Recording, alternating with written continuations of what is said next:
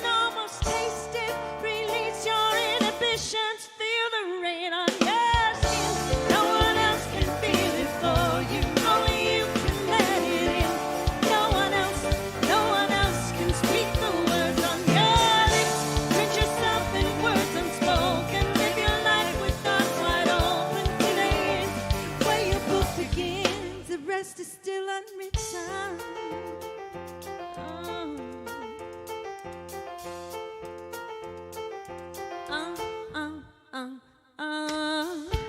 I break tradition. Sometimes my choices are outside the lines. Yeah, we've been conditioned to not make mistakes, but I can't live that way.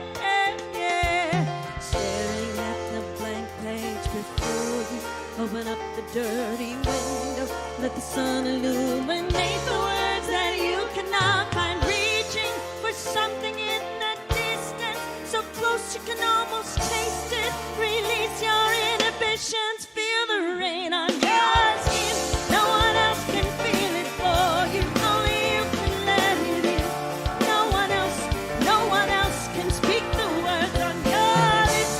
Drench yourself in words unspoken. Live your life with arms wide open. Today is where your book begins. Feel the rain on your skin. No one else can feel it for you. Only you can let it in. No one else can speak the words on your lips. Drench yourself in words unspoken. Live your life with arms wide open. Today is where your book begins. The rest is still unwritten. Oh.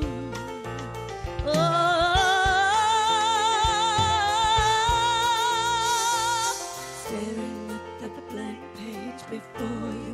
Open up the dirty window.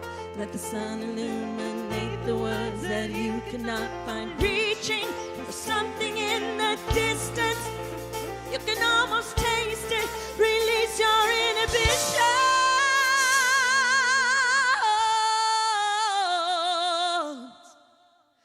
Feel the rain on your skin. No one else can feel it for you. Only you can let it in.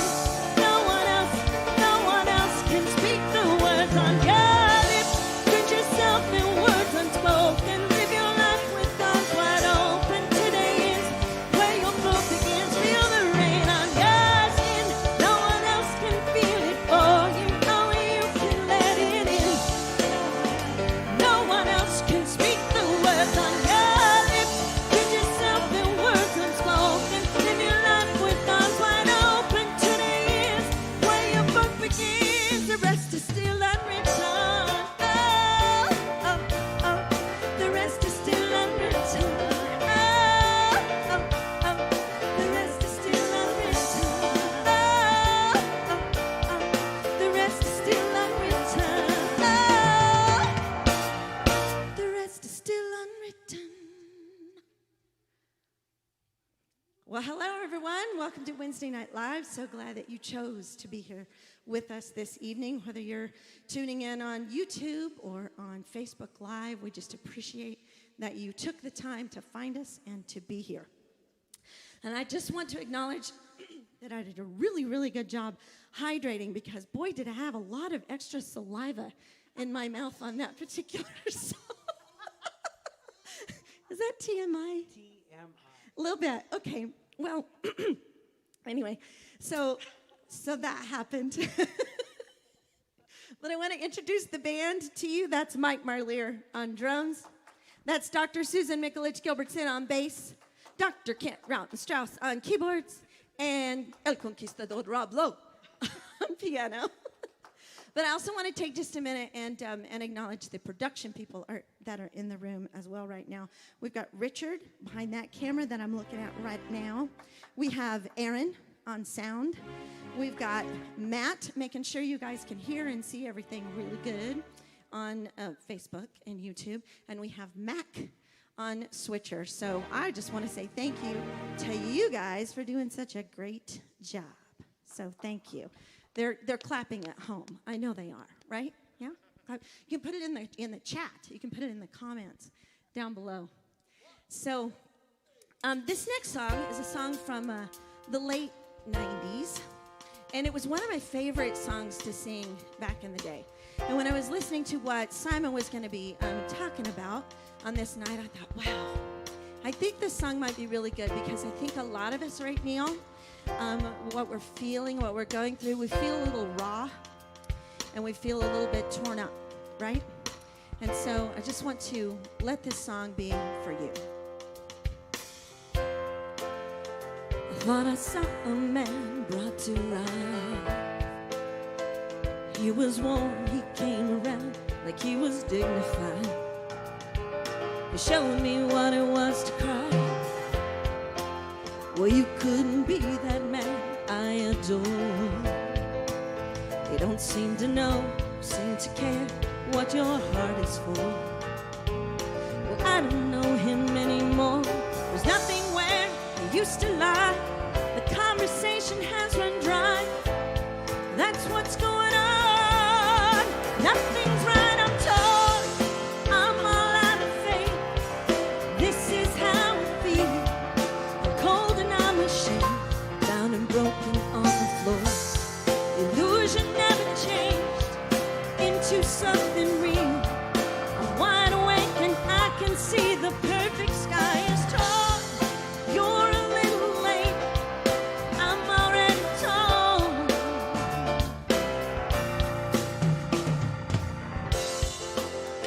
So I guess the fortune teller's right. You should have seen just what was there and not some holy light. But you crawled beneath my veins, and now I don't care, I have no luck. I don't miss it all that much. There's just so many things I can't touch, I'm torn. I'm all out of faith. This is how I feel. I'm cold and I am shamed, lying naked on the floor. Illusion never changed into something real. I'm wide awake and I can see the perfect sky is torn. You're a little late, I'm already torn.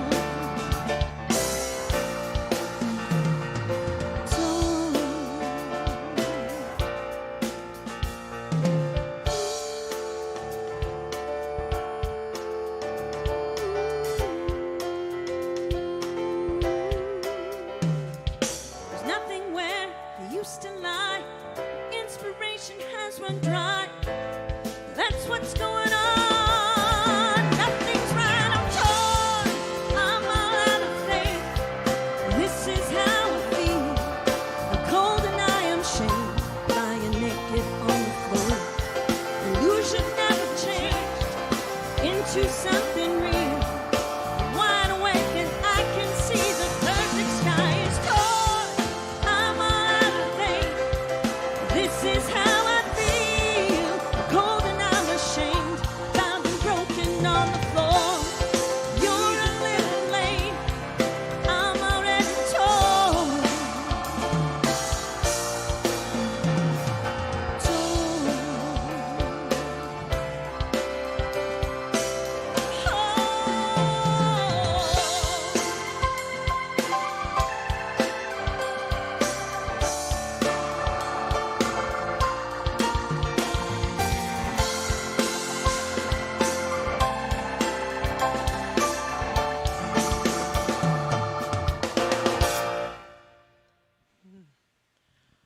Wow. Woo!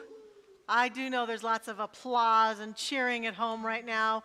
Welcome, welcome to Wednesday Night Live. We're so happy that you're here with us in this beautiful evening. It's great to be alive and be together, so thank you for tuning in.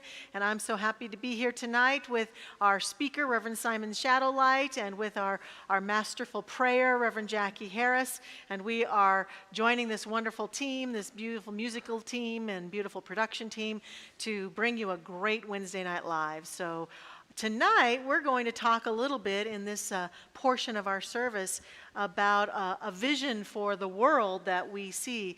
I know that I felt very inspired a couple of weeks ago with Gene Houston's invitation to all of us to say, yeah, things are really different right now and appear to be falling down. Systems are failing and people are struggling maybe with health and trying to find their way in the world. And in the midst of all this, don't forget to vision for what is the world that you'd like to see created. Don't forget to take time to really to give your energy to that. And so we want to talk tonight about our vision of a wonderful world and our vision for a better world and what comes to mind to us. And so, Reverend Jackie, we'll let you begin with sharing some of your beautiful thoughts. All right. For me, the first thing that comes is in the midst of all this, what feels like crazy making between COVID and all of the other things going on in the world, I just see a world that becomes kinder and gentler, and sees the heart in each person instead of seeing all the things that are not the same, that they feel that heart that we know beats in every person and that we share in what we know as oneness. So to me, that would be the ideal world.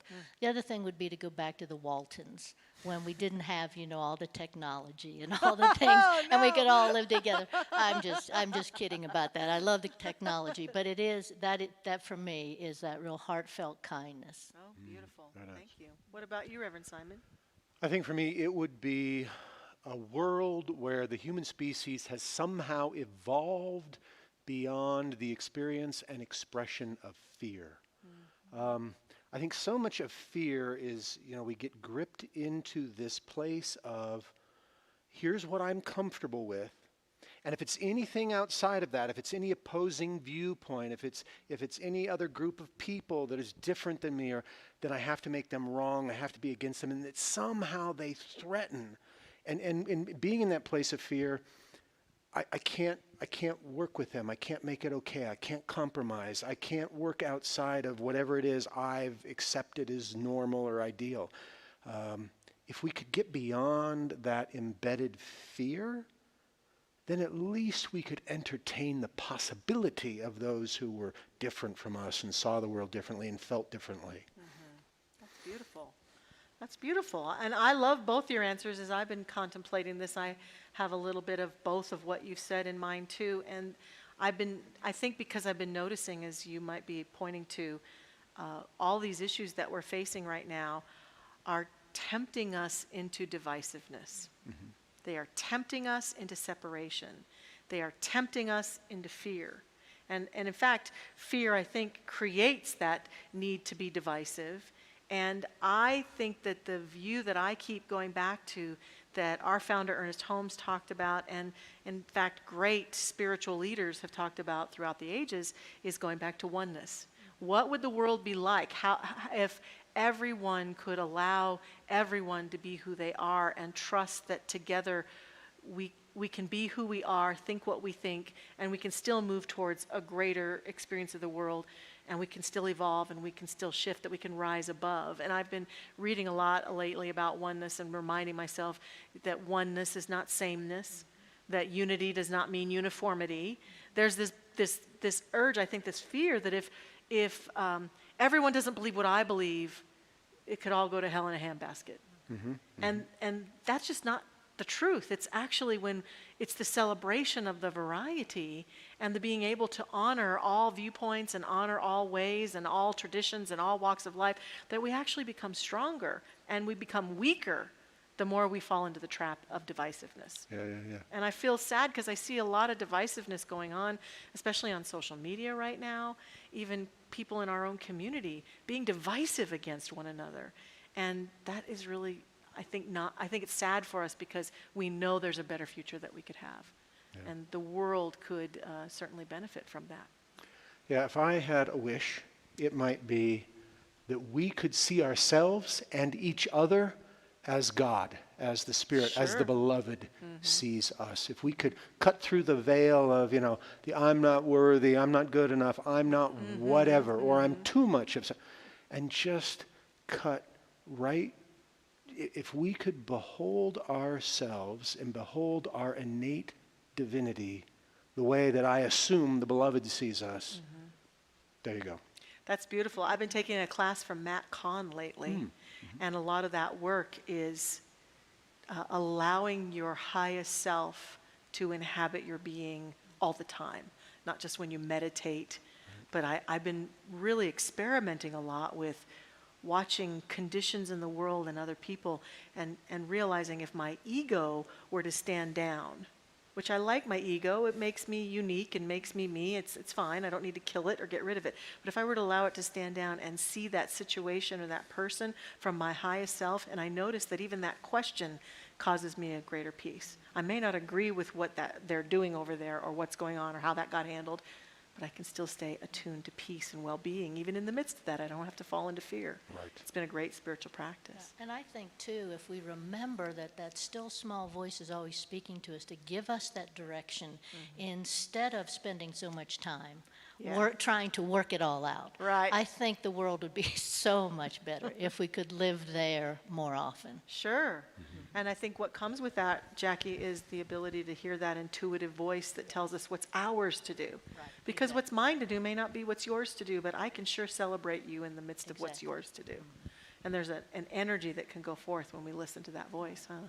Very powerful. Anything else that you want to say? No, I totally agree with it. Let's be kind. Yes, be kind. Let's hold each other with our innate dignity and just chill out, people. Chill out. Yeah, and I think it does come down to what you were saying, Simon. I feel like people are afraid that it's all going to fall apart. It's all going to fall apart. Yeah. And there comes this time when I think spiritual maturity says, it looks pretty bad, but I'm going to trust. And that's often the turning point, whether it's an individual facing a great challenge in their personal life or we collectively. I'm going to trust that it's all going to work out okay. Right. Yeah. And I want to add something to what I just said though. Chill out. Chill out. But we still have work to do. Of course we do. There's a Yes. lot of obstacles that we are facing. Right, right. There's a lot of work that we have to get done, a lot of healing that has to happen, and work that we need to do. But let's be about it with a glad heart. Sure. I keep seeing a wall, and if you're building a new world, and you build that, and you build a house, if you're building a new house, and you're building it on bricks that were weak and didn't have integrity, then the house will fall down sooner. And if we build a world that's built on fear and divisiveness and anger and animosity, the house is going to fall down sooner. We won't get where we want to go with that kind of building. But if we build a house that's based on doing that good work and having courageous conversations, loving conversations, even where we don't agree but being with each other in the midst of that, the house that we will build will be built on that. Even as we solve the problems we certainly need to solve. Right. There's a lot we need to solve. There's a lot of evolution available for us, huh? Yeah. Very good. All right, well, thank you so much. Great conversation, and I hope you all enjoyed that. And now, for your listening pleasure, some more beautiful music from our music team, from Jennifer Burnett and our team.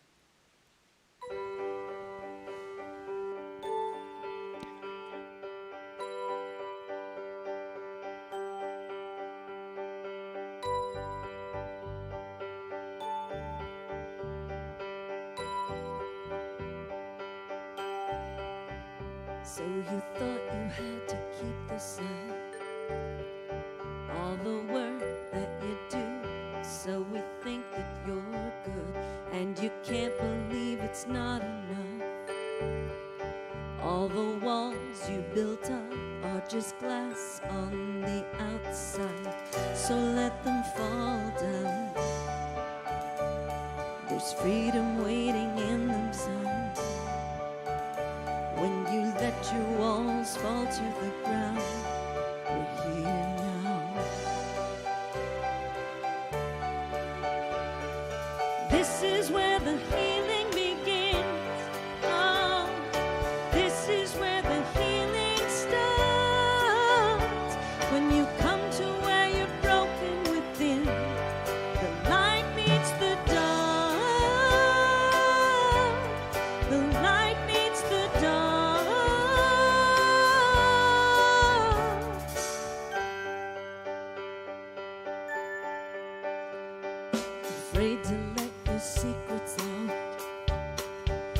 Everything that you hide come crashing through the door. Now they're too scared to follow your fear. So you hide, but you find that the shame won't disappear. So let them fall down. There's freedom waiting in the sound. When you let your walls fall to the ground, we're here now. We're here now. Oh, this is where the healing begins. Oh, this is where the healing starts. When you come to where you're broken within, the light meets the dark. The light meets the dark. Sparks will fly as grace collides with the dark inside of us. So please don't fight this coming light. Let this love come cover us. This love can cover us.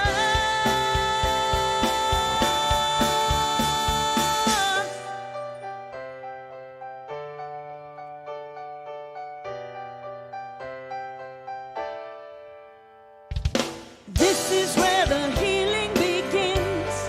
Oh, this is where the healing starts. When you come to where you're broken within, the light meets the dark.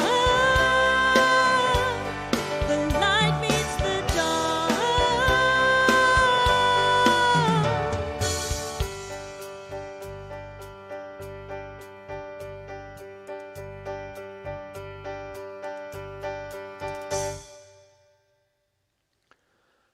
Well, how are you doing? Is 2020 crazy enough for you yet? I mean, if things were any more mysterious, chaotic unfolding, I would be pulling out my hair if I had any. Thank you, Mike. Appreciate it. If things keep going the way they're going, this will be the year that aliens come down to take over the world. So I'm not planting that seed. I'm just saying. There is so much chaos and turmoil, and things are in such great flux. I've been working with a lot of people. I stay connected with a lot of people, and I hear about the experience they're having. And everyone seems to be having this, this feeling of angst or anxiety or inner tension or pressure. And so often it comes out in the form of anger. And I would love to tell you that I am somehow immune to it all. That with my years of spiritual training and spiritual practice, that I simply walk through it gracefully with an open heart of compassion. And if you talk to my wife or my kids, you'd find out that that's not true. I'm not immune to it any more than I presume most of you are. And I want to give a special shout out to my Sangha, my brothers who help keep me sane, help keep my feet grounded and my heart open. So a lot of when I connect with people, what I've been getting, or the questions that I get asked is, what is up with this anger? Talk to me about the experience of anger. So many people are feeling it more often than they've ever felt it before, or feeling it in situation or ways or with people that they've never felt it before, and it just seems to creep up. And I've become aware that there are what I would call two misconceptions about anger that I want to address tonight. The first is the belief that anger is somehow bad or wrong or unwholesome, or spiritual people don't get angry, or it is simply immature expression of emotion. The second misconception I want to talk about tonight is this idea that, well, no, this is the time for anger. I mean, transformation and change requires anger, and we're just going to jump into it and let her rip. Both of those, I don't think, for me, are an appropriate way of approaching this thing we call anger. I want to read this quote from Ruth King, who is a meditation, a mindfulness teacher, and she's the author of the book Mindful of Race, Transforming Racism from the Inside Out. And she says, anger is initiatory, but it's not transformative. So let's talk a little bit about this thing that I'm referring to as anger. And I want to suggest, first off, that it's not simply an immature emotional outburst. I want to dig a little bit deeper than that. I invite you to consider the idea that we are energetic beings, and that there are primal energies, natural energies that are constantly flowing through us, around us, and as us. And without dealing into specific, what do you mean by energies? What is that? Let me ask you, do this for a moment. Think of a time when you have felt depressed, in grief, maybe shamed or humiliated or guilty or apathetic. Just the sense of that density, the constrictive nature of that kind of energy, that kind of emotional experience, and contrast that to a time where you have felt enthused, energized, passionate, in love, in joy. Contrast those two states, those two energies, those two ways of being, just with how you react to yourself, how you treat yourself, how you show up with others, how you show up in the world, how effective you are in the world at creating in the world. Just get a sense for a moment of those two different ways of being. And that's what I'm talking about energy flowing through us and our experience of energy and moving. It's like if this energy is flowing through us, here's what I would say.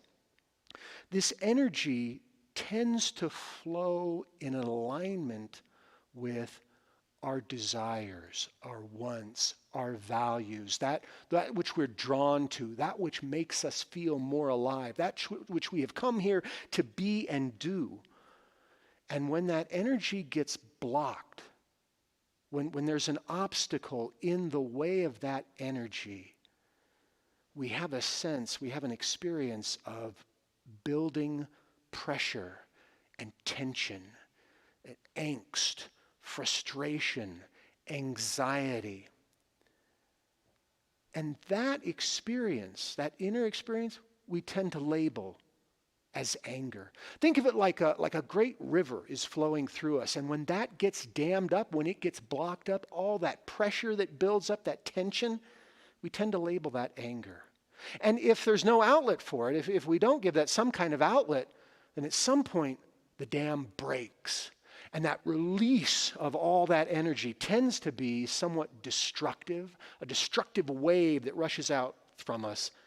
And that expression of that sudden release of anger, of energy, we also tend to label as anger. I want to point out that the energy itself isn't anger. Rather, it's our experience of that energy being blocked, or that experience of that explosion, that sudden release of energy and the destruction that typically follows. So this brings me to this idea that it's these negative interpretations, these negative experiences of energy that leads us to this first misconception. In other words, that it's bad, that experience is bad, that spiritual people don't have that it's wrong to find oneself in that place, and that we shouldn't be there. Now the problem is, if I hold that view, if I believe that experience is bad, then I tend to repress it, to deny it, to ignore it, to not let myself experience that aspect of my wholeness and my humanity. And at some point, that's going to blow up. It just tends to be the way it is. When we repress energy like that, it tends to either blow up or it turns inward in a variety of chronic negative ways. And we can literally be consumed by it. Now, the second misconception is almost like it's like a 180-degree difference. And it's that anger is somehow a necessary, a required, and can even become a glorified aspect of transformation. And I can give myself that permission to literally be the bull in the china shop, and that's it, people, watch out. Change is coming and I'm going to lead it. But it's the same destructive wave of energy getting released. The only difference is this time, this wave of energy, metaphorically, I've grabbed a surfboard, hopped on top of it, and I'm going to see how far I can ride it. The problem is I still leave a great deal of damage in my wake, and that energy runs out. I tend not to be able to achieve what it was I really wanted to achieve. Or I create a backlash. Due to the damage, the destruction, the way I showed up, I create in others even more resistance. And so now I'm even less likely to get my needs, to get those things that I value, to get those needs met. And additionally, there's a danger that I can become addicted to that juice of that release. Because here it is, I've bottled up this energy, I've held it in, and suddenly it's a release. And although there may be damage and destruction, and I may suffer from it as well, it feels good to get that energy out. And the danger is that I actually become addicted to the release, and then knowingly or unknowingly, I get in a cycle where I perpetuate that anger just so I can experience the release. So, awesome. Those are the misconceptions. Those are the things we don't want to do. What do we want to do? What is the positive way to approach this thing we call anger? Well, again, let me go back to this quote from Ruth King. Anger is initiatory. Anger can be a great wake-up call. It gets my attention. If I'm aware, if I'm present, if I'm honest, when I feel triggered, when I feel anger arising, something's going on. And if I'm present, if I'm aware, if I'm mindful, it can be a call to action. A call to say, whoa, what is the obstacle that I'm feeling? What is the obstruction? What is the tension? What is the resistance? What is the need in me that is going unmet? What is the thing that I value that is being threatened? Let me give you I want to leave you with a way to approach anger when you feel it right. A way to use this positive aspect or to approach anger positively. And this comes from Tara Brach, the meditation and mindfulness teacher. And she has this technique that she identifies with the acronym RAIN. RAIN.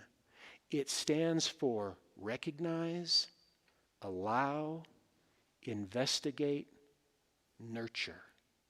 Let me give you an example of something that happened to me this morning about how you would use this. So this morning I go to the grocery store to do my shopping, and I'm wearing my mask, and everyone else is wearing their mask, except for one woman. As I'm picking up my produce, there she comes in without her mask. Now I understand, and I acknowledge and I honor that we all may have different views about this virus and about wearing masks. I understand some people don't feel it's necessary. I understand some people think it's a hoax. I understand some people feel that masks don't help. I understand that some people feel that masks are an infringement upon their personal rights. And I honor you to hold your feelings and your beliefs. But that's not my belief. My belief was, damn it, why aren't you wearing a mask? So I used this technique. okay, I'm triggered.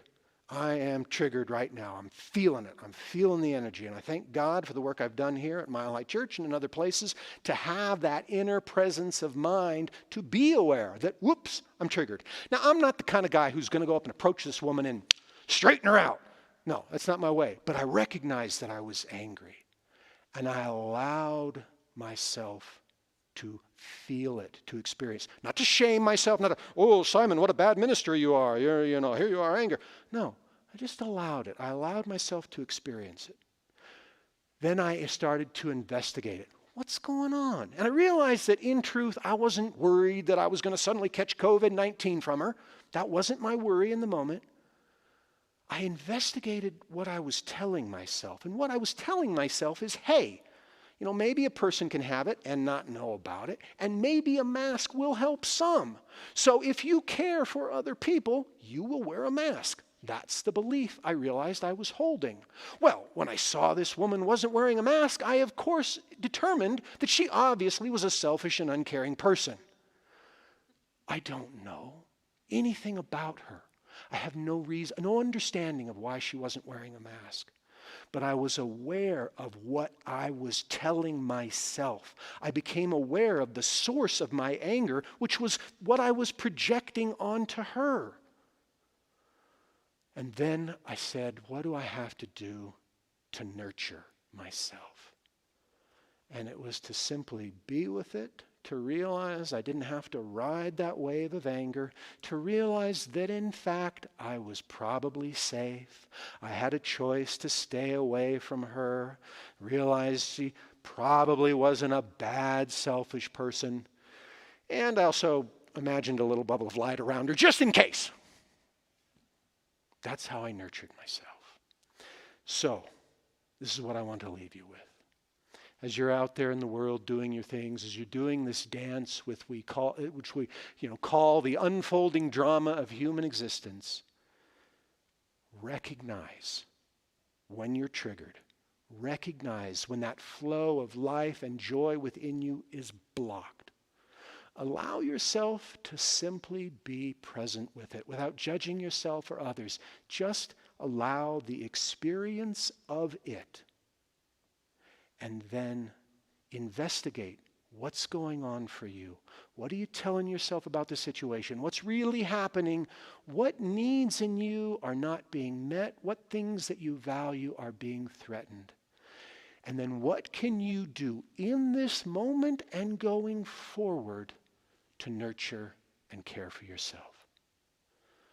Do that, and you will find that the anger can be your doorway, your initiation into the possibility of a greater level of transformation and growth.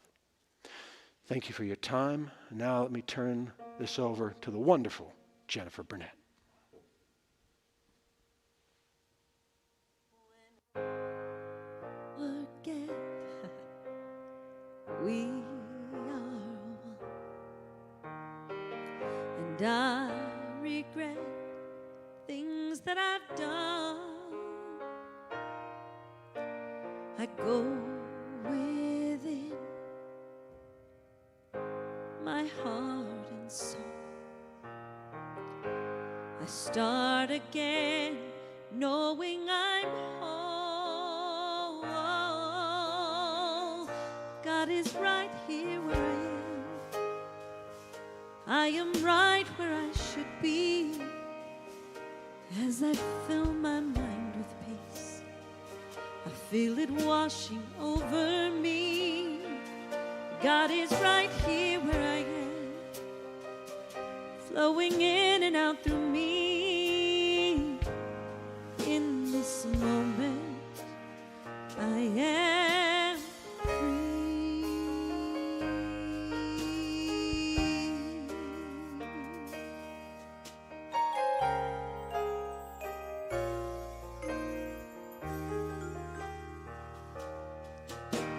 When things go wrong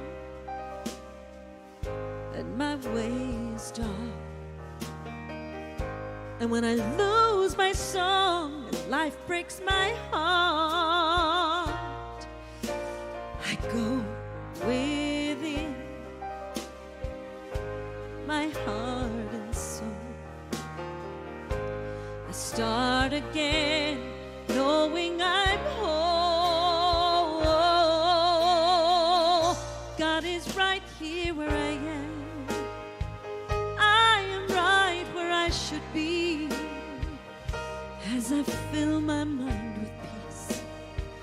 I feel it washing over me. God is right here where I am, flowing in and out through me.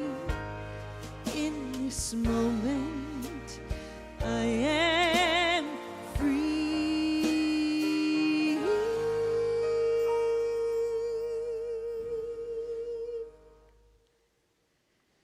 In this moment, I am free.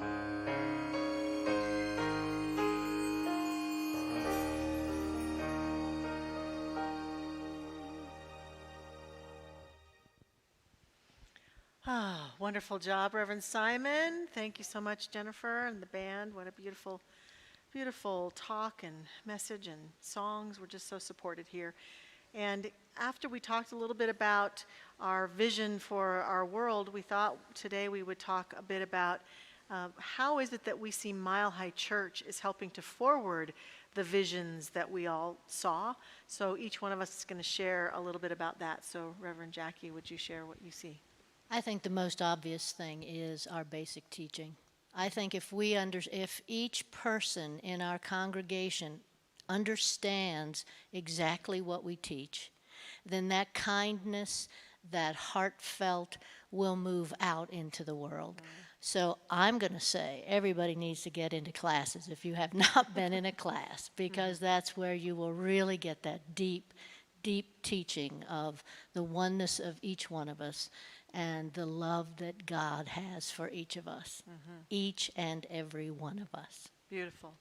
Thank you, Reverend Simon. Well, I mean, I want to echo that. You know, the very premise of this community are these teachings of oneness and unity, and not merely the teachings as conceptual ideas, but developing the tools and the practices to put them into play, where, you know, sort of the rubber meets the road. Right. And that's how we show up and how we transform and become our best selves and have a greater life. Wonderful.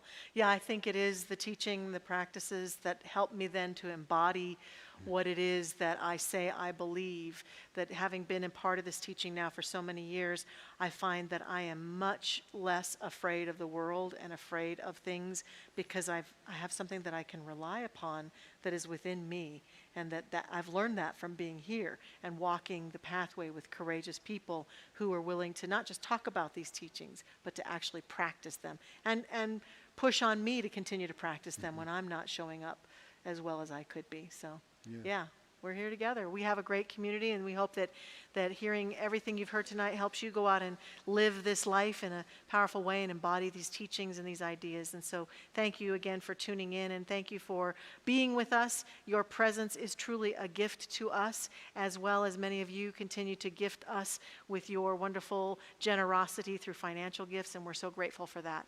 And so we want to welcome tonight, once again, tithes, offerings, gifts, and we have a number of ways that you can circulate your good and your abundance to support this beautiful community. You can do that by texting 45888. You write in the words Mile High, high is H-I, and then the amount of money that you want to text to us. You can go to our website at milehighchurch.org and make a donation there. And of course, you can mail in a donation. We've received lots of cards and letters with wonderful gifts in them, so there's lots of ways to give. And as we do this tonight, I invite us each to just take a moment and breathe in and breathe out, and recognize that with the breath, we are in the circulation of the good that God is, and that our life is that breath. We are constantly breathing in love, joy, and peace, and breathing it back out into the world, constantly breathing in abundance and breathing it back out to the world. And we give thanks to be in the flow in every way.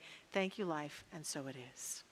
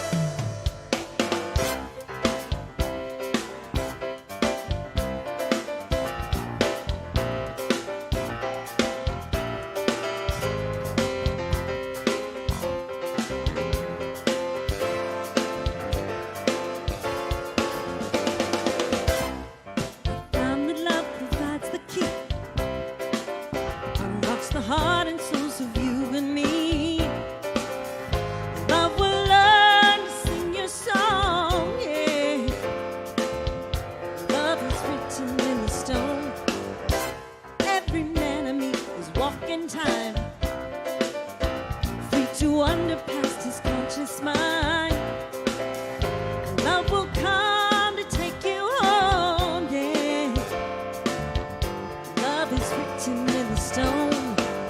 Do you believe, my friend, in what you claim? People of the world no doubt the same, bringing questions of their own, yeah. Truth is written in the stone. In the stone you'll find a meaning. You're not standing tall.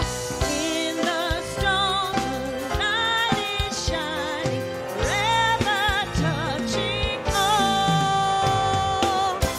Life experience, passing day, work and witness what the old folks say. We're getting stronger every day. Strength is written in the stone. Deep inside our hearts for us to hear lies a spark of light that never sleeps. The greatest love you've ever known, yeah. Oh, love is written in the stone. In the stone you'll find the meaning. You're not standing tall. In the stone the light is shining, forever touching all. Never, never, my darling, never you be alone. Ever, forever, my darling, true love is written in the stone. Never, never, my darling, never you be alone. Forever, forever, my darling, true love is written in the stone. Never, never, my darling, never you be alone. Ever, forever, my darling, true love is written in the stone.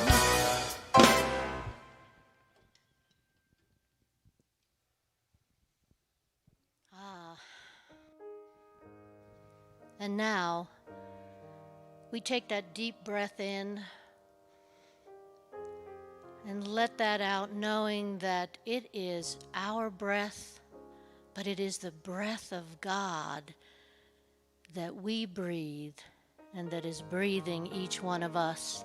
And I'm so thankful for the power of knowing that God is within me, holding me and holding each person in the sound of my voice and in this beautiful planet Earth. I'm so filled with that power.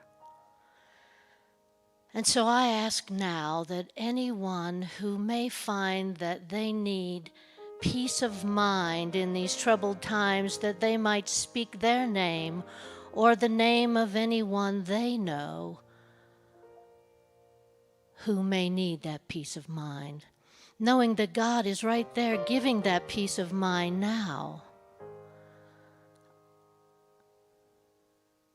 And I know too that for all the economic things that are going on in our world now, that God is right here to provide each one with prosperity. So speak your name or the name of anyone who needs prosperity now.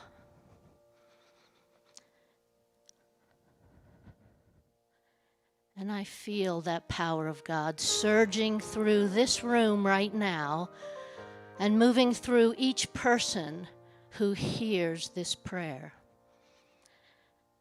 And so now, if there's a healing necessary, physical, emotional, psychological, I ask now that you speak that name and know that God's power to heal is filling that person right now.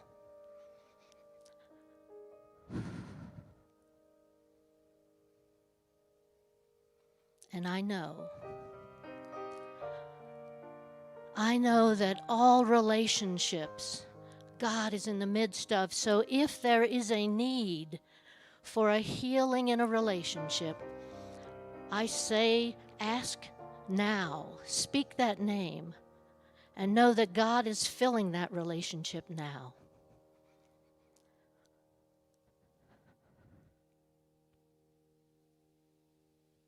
The power of God is in this place. And I'm so thankful to know that, and I'm so thankful to know that this prayer is being answered right now. And so I can let this prayer go and watch it just unfold in perfection now. And so it is. Thank you, God. The power of the universe is in this space now, and I know it.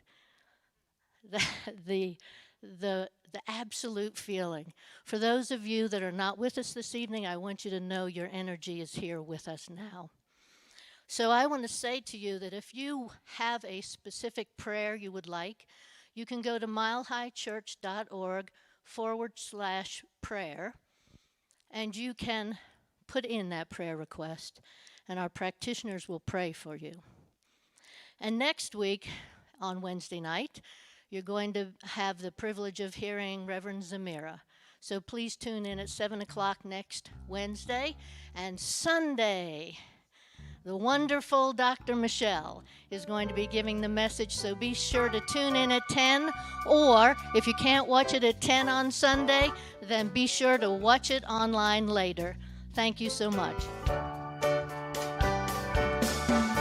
I release and I let go. I let the Spirit run my life, and my heart is open wide. Yes, I'm only here for God. No more struggle, no more strife. With my faith, I see the light. I am free in the Spirit. Yes, I'm only here for God. I release and I let go. I let the Spirit run my life, and my heart is open wide. Yes, I'm only here for God. No more struggle, no more strife. With my faith, I see the light. I am free in the Spirit. Yes, I'm only here for God.